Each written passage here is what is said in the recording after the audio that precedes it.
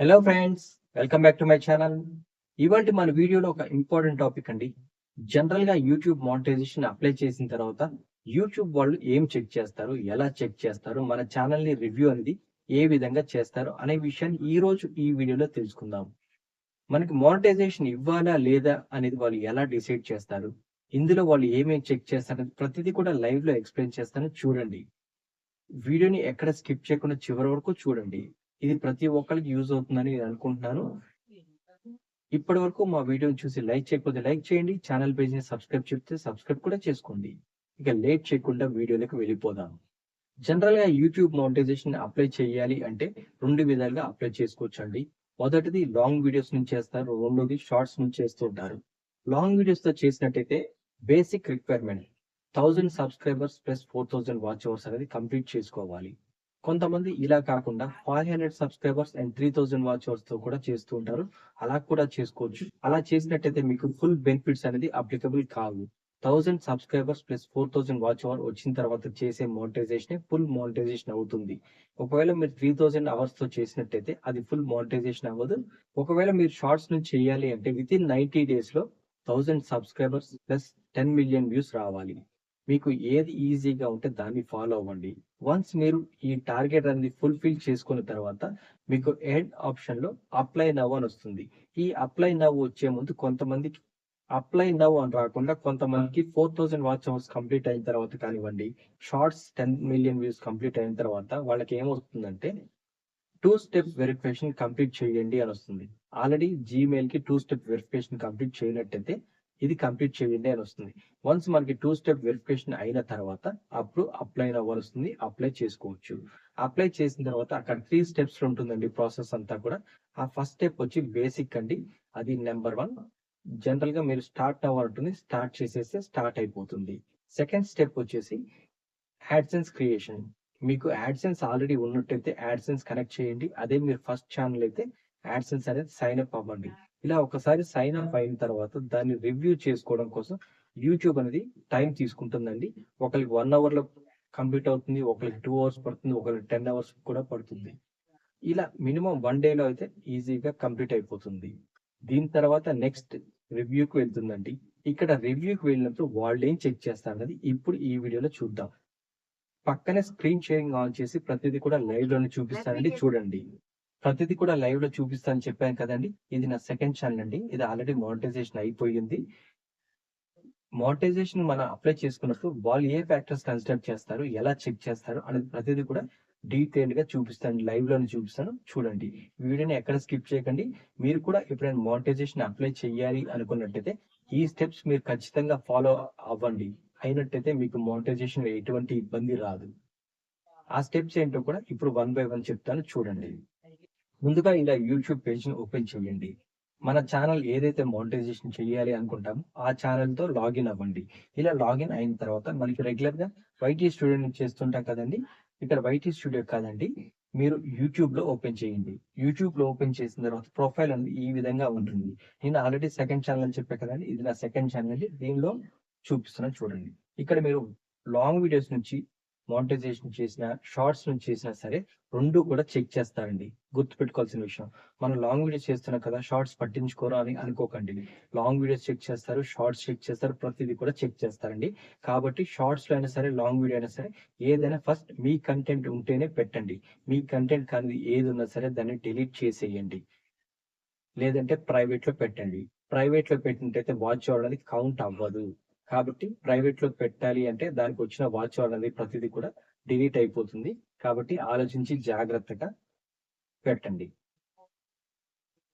ఇలా ఒక్కసారి 4000 watch hours అనేది రీచ్ అయిన తర్వాత మన లాంగ్ వీడియోస్ ఫస్ట్ ఇలా 4000 వాచ్ అవర్స్ అనేది రీచ్ అయిన తర్వాత ఒకసారి లాంగ్ వీడియోస్ అనేది వాళ్ళు ఎలా చెక్ చేస్తారు, ఇందులో ఏమేమి చెక్ చేస్తారో చూద్దాం.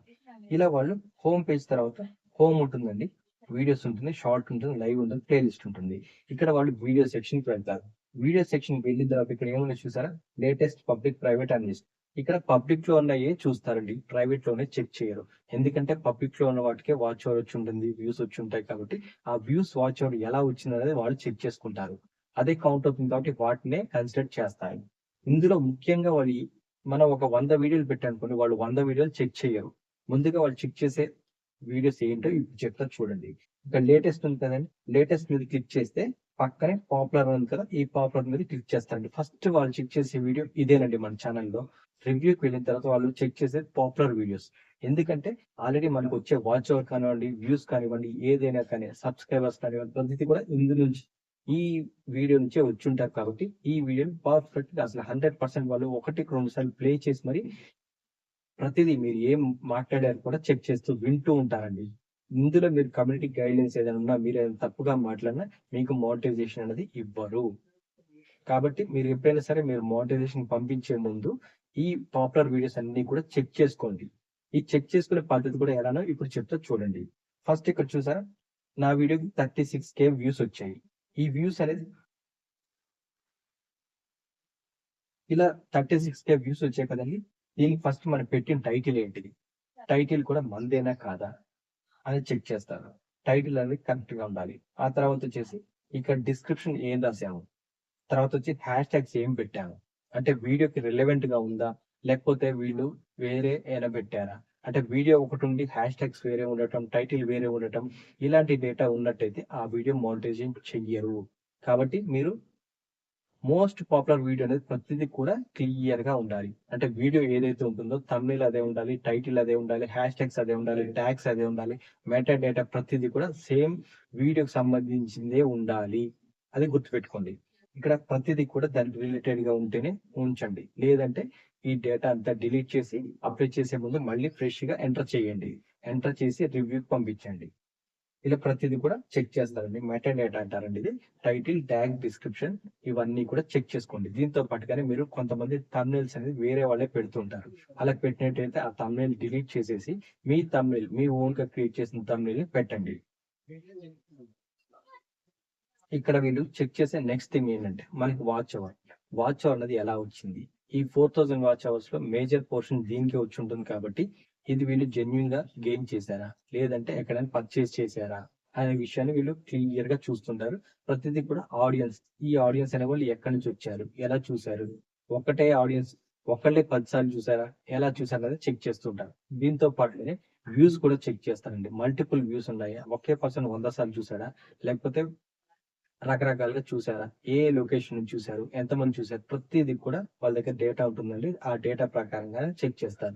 ఇందులో ఏదైనా స్పామ్ కానివ్వండి, ఇలా వీళ్ళు జెన్యూన్‌గా చూడకుండా స్పామ్ చేసి చూసినా, లేదంటే వాచ్ హౌస్ కొనుక్కుంటా అంటారు కదండీ! ఆ వాచ్ హౌస్ కొన్నట్టయితే వాళ్ళు ఒకే వైఫై నుంచి చూసుంటారు కదా! అప్పుడు మీకు అవర్స్ అనేది యాడ్ అవుతాయి. కానీ ఇక్కడ మానిటైజేషన్‌కి వెళ్ళినప్పుడు వీళ్ళు స్పామ్ కింద తీసేసి మానిటైజేషన్ ఇవ్వరు. కాబట్టి అలా రాకుండా జెన్యూన్‌గా వచ్చినట్టయితే అప్లై చేసుకోండి. మీరు స్పామ్ కింద కొన్నట్టయితే అవి వాళ్ళకి అర్థమైపోతుంది. అప్పుడు మోనిటైజేషన్ అనేది ఇవ్వరు. ఇందులో మీకు వ్యూస్, వాచ్ అవర్ అనేది చెక్ చేస్తారు. ఇలా ఒకసారి పాపులర్ వీడియో చెక్ చేసిన తర్వాత వాళ్ళు నెక్స్ట్ ఈ ఇలా ప్రతీది కూడా పాపులర్ వీడియో అనేది ఉంటుంది కదండీ! ఎక్కువ అవర్స్ వచ్చిందన్నీ కూడా చెక్ చేస్తారు. ఇక్కడ అవర్స్ చెక్ చేసిన తర్వాత వాళ్ళు ఏం చేస్తారంటే మళ్ళీ మళ్ళీ వీడియోస్‌కొచ్చి లేటెస్ట్ మీరు లేటెస్ట్ వీడియో ప్రతిది కూడా ఒక 5 వీడియోస్ చెక్ చేస్తారు. మీరు ఏం పెట్టారు లేటెస్ట్‌గా? మీరు మీ ఛానెల్‌లో అసలు మీ ఛానెల్ థీమ్ ఏంటో చెక్ చేస్తారండి ఫస్ట్. మన ఛానెల్ థీమ్ ఏంటి ఓవరాల్‌గా చెక్ చేసినట్టయితే మనది కుకింగ్ ఛానెల్ అయితే కుకింగ్ వీడియోసే ఉన్నాయా లేదా? కుకింగ్ వీడియోస్‌లో వీళ్ళేమన్నా ఆహ్, ఇబ్బందిగా మాట్లాడుతున్నారా? వీళ్ళ బిహేవియర్ ఎలా ఉంది? ఆడియన్స్‌ని అట్రాక్ట్ చేస్తున్నారా లేదా? ప్రతిది కూడా కన్సిడర్ చేసుకుంటారు. మన ఛానెల్ థీమ్ అనేది వీడియోస్‌కి మ్యాచ్ అవ్వాలి. అప్పుడే వాళ్ళు మానిటైజేషన్ మనకిస్తారు.